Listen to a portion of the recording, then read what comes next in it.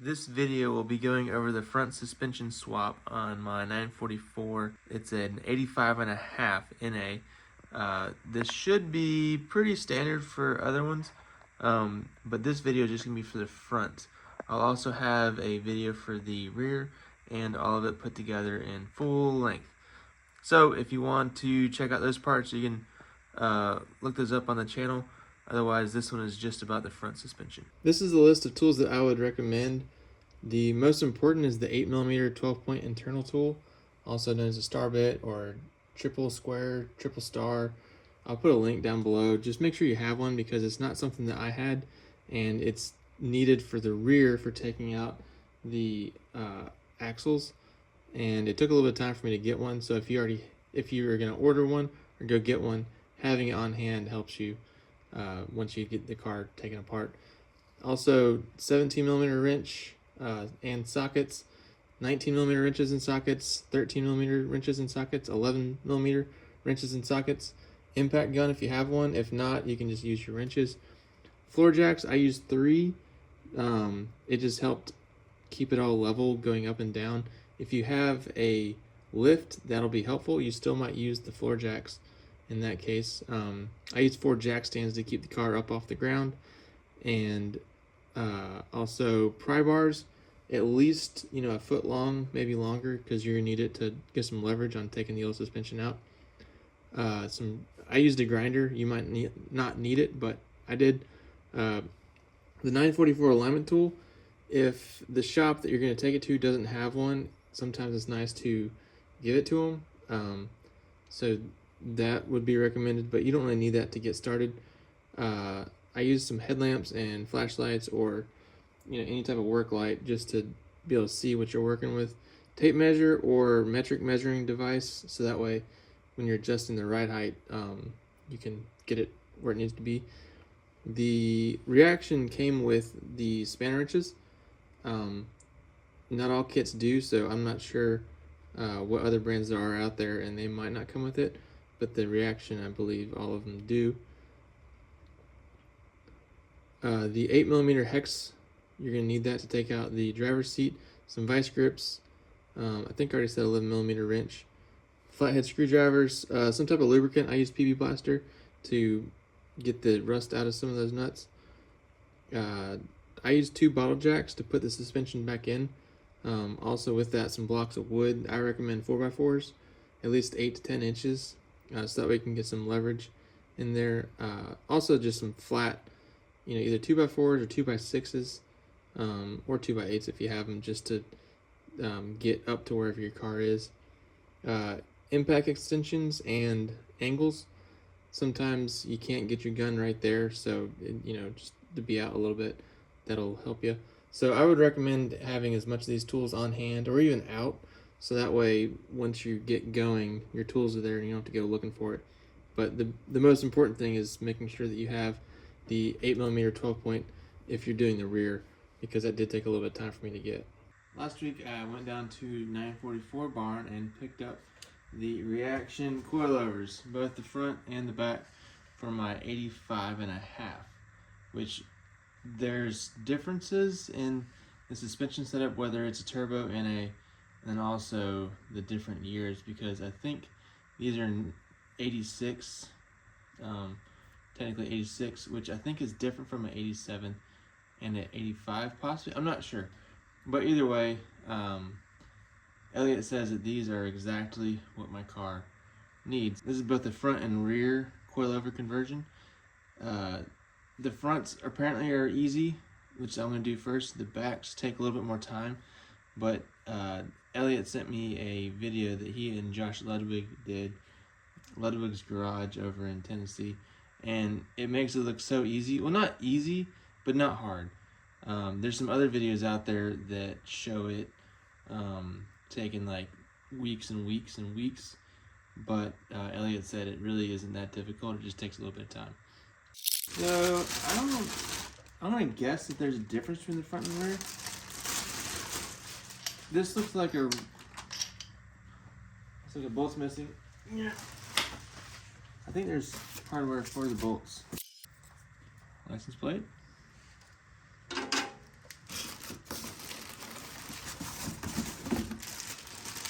Nope, sorry, this looks like a front because I think that is, yeah, this looks like a front because that is what goes on the brake caliper behind it, not on it, behind it. Yeah, with the, yep, this is front, that's a rear. So with these, you actually get 2 spanner wrenches. I think he was mentioning that. And these are fully adjustable. I think they've got 32, so I believe it's a ride height. So right now, that's like 24 and an eighth, I believe. It's 24, 25 and an eighth. I measured it. And with these, I can both raise or lower, I believe from about where it is now, and then also change the dampening, which is the stiffness or softness of the suspension. So I am excited about that because at first I was considering these and I thought they were just set to a certain stiffness, and for me, I'm more about soft and smooth versus whatever the opposite of that is. But because this is not a track car, but with the adjustability, if I want to just like a Cadillac, I don't think I can make it a Cadillac, but I can make it softer. But we'll see how it goes. So we got these two to change the, I believe this would be for the ride height. Yep, and that's the same rear and the other front. So I guess we'll start. I just finished the passenger side coilover, and now I'm going to do the driver's side. I learned some things over there, so I'm going to try to do that over here and just do a quick walkthrough with this, so that way you can do it hopefully easier than I did over there learning. So the first thing we're going to do is jack the car up. I've got it in gear, a block over there, and we're just going to do the front. The rear is going to be later, but we're just doing the front first.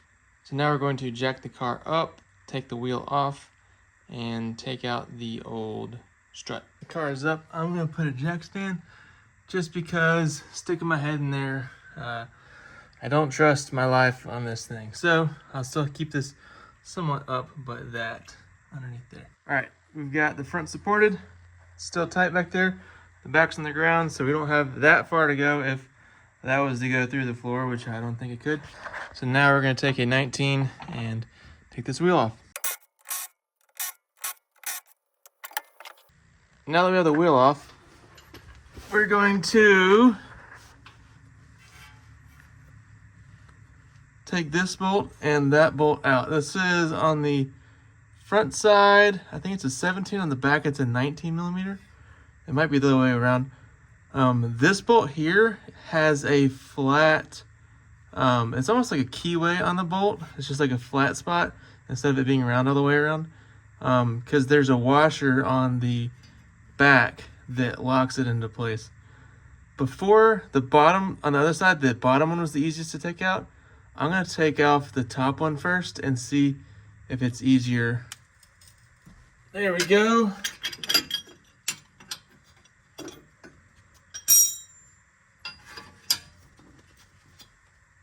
I hope this isn't moving with it. It's not. It is. So you can do it the old school. You don't have to have fancy tools. These are not fancy tools. I just like to use them. See right there, it's like so easy to spin, but down there, it's just locked.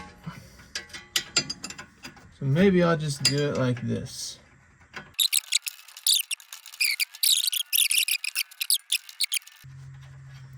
And if you do have a 17 millimeter on the back, then that makes it easier. Yeah, because whenever I took the other one out on the other side, I took some meat off of this. Not a lot, but also this is the keyway thing that I was talking about. So this washer, I guess it keeps it from spinning on the back side of this, but it's not going to be like that anymore. Still going to use the same nuts and bolts. Now the top's off.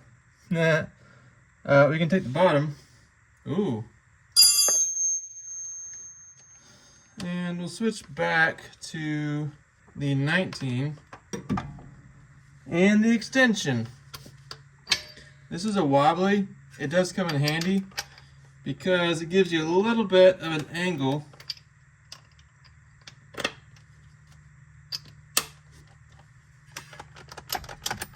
I don't like it all the time, but it's working today.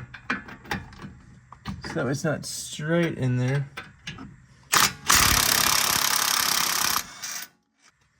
So I don't remember if that did want to come out easily before. Now not so much. So that moves, that's good. So I don't really want to damage the threads, which I might be doing, I don't know.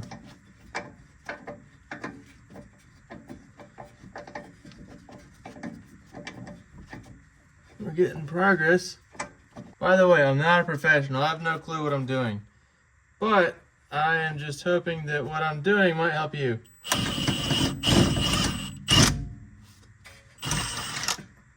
Okay. We've got the bottom two nuts and bolts out.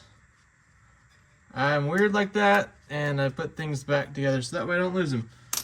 So those are out. Now it's time to go up there and take those out. All you need for these is a 13mm and a ratchet of some type.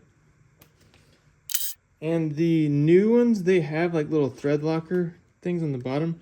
And after I put them on over there one time, I put the washers back on just because I think that it is a better idea. And I double checked with Elliott and he agreed. So washers go back on.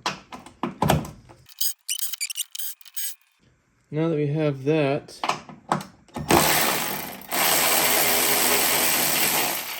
it's not falling out, so you can do whatever you want. Alright, now those are all loose. I guess put them somewhere where they're not going to get lost. Down the bottom there should be good, because this is just going to go down. Now that the top bolts are out, the bottom bolts are out, this thing is just kind of wedged in there a little bit right there. And a good thing to do is to take out the caliper dust sensor thing and the brake line. So now, in theory, this thing is ready to come out.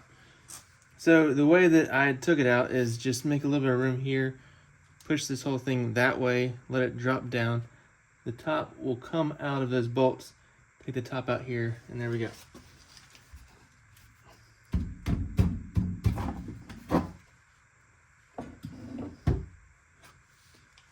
Easy as pie. So here we have the front left, which is driver's side over here, and yeah, this is the new Riaction coilover. What we gotta do is take these out. Remember, we're gonna reuse the washers. We'll go ahead and put these up there where all the other goodies were, so that way we can use them. And this is the bottom that I was talking about. So it kind of dug into the paint, which I don't care about the paint really, not there, but I think the washer down there is better for spreading out the load and all that. So I believe that a little bit of this needs to be cut off. This is an 85.5 944 NA. I'll put another video in here where this was just too fat and I trimmed a little bit off. I'm gonna stick it in there, see how it works, and see if we need to cut any of that. So to put this in, we want it to be long ways.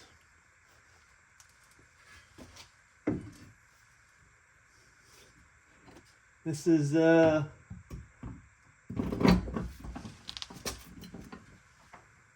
fairly easy compared to last time. So now you see this is a little bit higher than that because the weight is bringing it down, and we want to lift it up. So that's where this mini jack comes in handy. I'm using a block of wood because that is easier on the bottom of this. All right, Josh Garrels, Groban, whatever your name is. let's do some backup.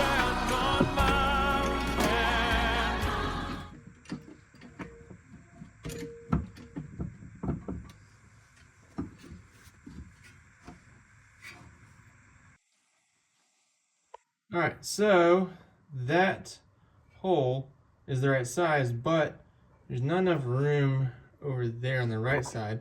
So we just need to cut some of that off, just a distance that we can't get it in there.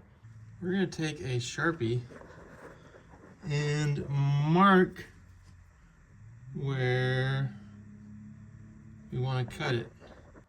So we really just want like a little bit right there. Inside of that. On the other side, I don't know where my pen is. There we go. We're going to, this is not easy while you're holding the camera. Inside of that. We don't need all of it, just a little bit. So that at least, tells me where. There's my cut. There's my other cut. So we'll just take a grinder and take some off.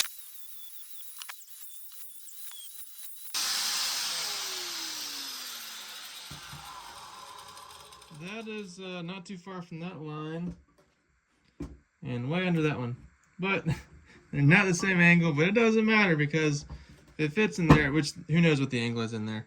So now I'll take this, put it back on the car. All right, we're going to do the same thing again.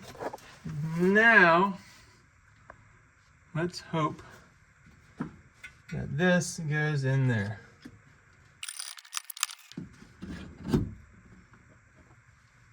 I think it's gonna work.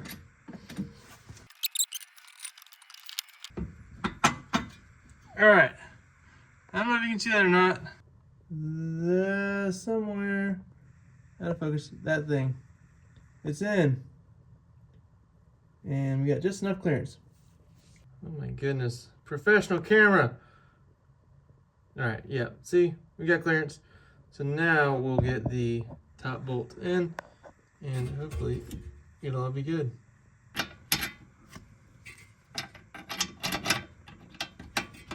There we go. All right, so we got that all the way through. Now we will take this washer and put it on the other side with the flat spot on the top because that's where it is on the bolt. Okay.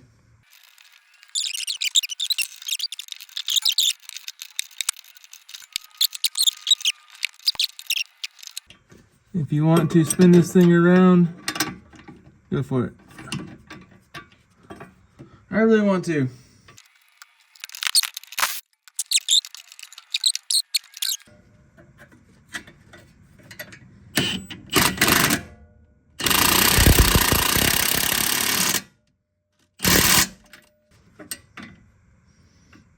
That's tight.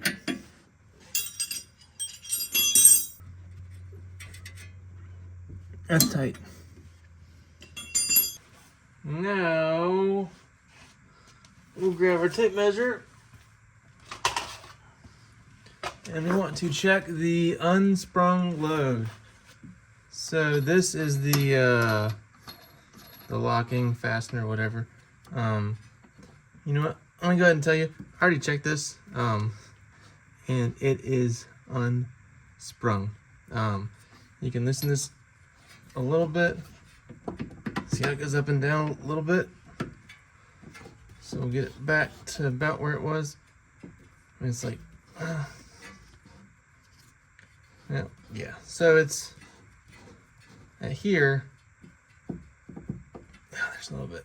All right. Well, because I like to be able to use a flat spot going to. Well, let's do a flat spot up there. Let's do this flat spot. I think you can see that. Yep. This flat spot down to here because we can see that very easily and we can stick the tape up there. All right. So it's not tight. Let's see what we've got in inches. So I'm going to push the tape all the way up there. and we are reading the same thing. It's just a hair below the 9/16. So we need to do the same thing and take it from 5/8 to 9 3/16. Sorry, not 9 3/16. Not 8 3/8. That's where we want to go, because that will be the 4 millimeters, give or take, that we're going to go up. So to do that, I guess we're just going to turn this thing again.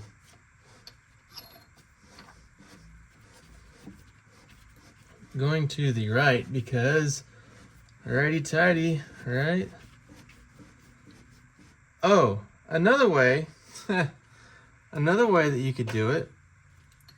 Let's go back.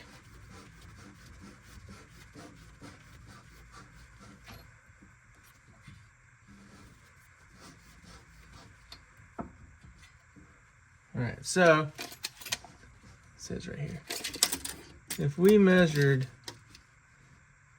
3 5/8, which would have been right there. Yep. All right, so another way that you can measure it is you have that there, and you just set this right underneath it and work your way up. So by holding that still, we're going to twist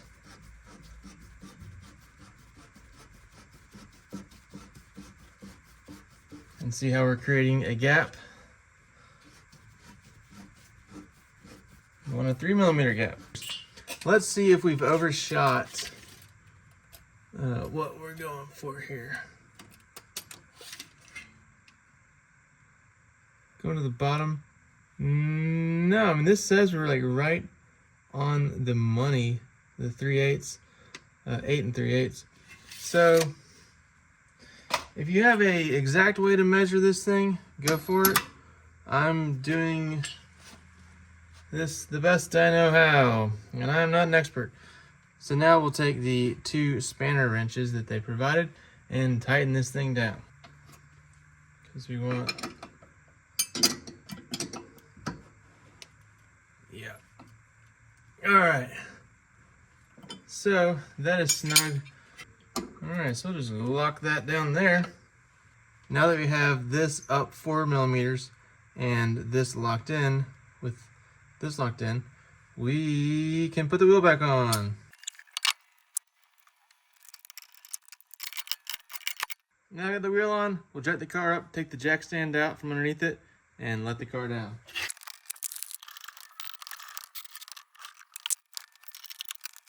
So before we measured it, it was 25 and 3/8, and it's about the same now. So this is about where we left off. If I get bigger wheels, it'll fit more in there, and I can raise it or lower it or whatever. But it should be good to go. I'm gonna torque these down, and the front should be done, hopefully. Something that I forgot to mention on the other side is there's no longer a spot to hold the brake pad sensor, whatever. And so finding something to zip tie it to, or because it's just gonna dangle and eventually gonna get worn down. Figuring out a way to secure it, I don't know, duct tape. Not sure what would be the best way. I'm thinking about 3D printing something that'll hold it somewhere like that. Make it nice and cool. Also put this brake line back in there. I really don't like how there's no rubber. I mean, there should be a rubber grommet that holds it in there. I don't know what happened to mine. It's an old car, but yeah, just make sure that you put these things back together. All right. Even though I replaced the struts on the hood this year, still kind of need this. I'm pretty sure that all you do, take it, you find it, push down, and thread it in. Right is tight, left is loose. So it's all the way loose. If you want to make it super tight, that's track tight.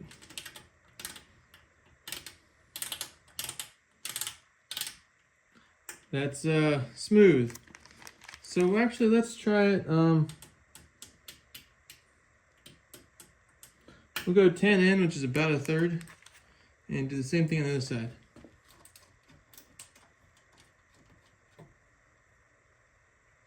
All the way loose. All right, 1, 2, 10. Now this should clear that. I don't see any reason we can't close the hood. We're good on brake fluid. Yeah. And we're good on coolant. It could use some more. I'm not sure where that went. See the hood? Look at this.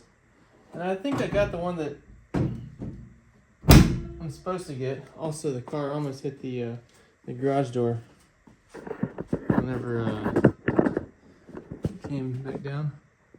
Close. The stock suspension is out and the Riaction coilover is in. I'm 100% satisfied. I'm glad that I got it. I like how you can raise and lower the ride height. I'm definitely gonna do some tire upgrades, tires and wheels. And I drove this thing, I test drove it up a mountain in a spirited fashion, and I had it set on 10, so from all the way loose up to 10, and it was good. I'm curious, if I go 20 or 31, 2, whatever it is, how that one rides. And as everyone knows, South Carolina has a lot of potholes on the roads, and I went over like some very patchy spots where it's just like, a layer of asphalt missing, and this thing did not miss a beat. It was just so well planted that instead of the tire just like bouncing up after going over that and scooting or whatever, it really just held, and it loved it. It was so good it was bad because it made me want to go faster. Again, huge shout out to Elliott at 944 Barn. If you got any parts, cars, wheels, whatever 944 related, hit him up and he'll take care of you. Also, Patrick Rogers, thank you for your input, super helpful. Driving around town at slow speeds, it is a little bit more bumpy. It's more sports car like. I'm okay with that. Once you get over like 10 miles an hour, it's really not bad. It's just whenever I first started driving it, it just felt different because it is different because it's got a stiffer suspension on that, and that is what makes it drive better whenever you're going fast around corners. So I highly recommend it. I just make sure that you take your time. It took me, I don't think it was even a total of 2 days. But there's no race. If it's your daily driver, then maybe there is, but it's not. So make sure you got all the parts. And I used 3 floor jacks. You don't have to. If you have a lift, that's cool. Makes it easier. Just make sure you do it safe. I hope this video helps. I didn't see a full video on YouTube, so that's why I made this. But if you have someone else that can help you, that's cool. You can do it by yourself. The only thing, the hardest part was getting the rear end down and then back up and getting it straightened out. But, there's a couple steps that I went over that helped get it there. So you want to make sure that the U thing is up there as far as you can. Like, yes, over time the weight is going to bring it down there, but you want to make sure that it's seated fully. I don't know what would happen if you don't, but make sure that that's all the way up there, and just make sure it's aligned right. And it might take a couple times of raising it and lowering it, but you'll get there. Yeah, so I hope this video helps. If it doesn't, I'm sorry. If you have any questions, I might be able to answer them. I'm not a professional, but I'll see what I can do. But yeah, if you get this on your car, I hope you enjoy it, because I sure do.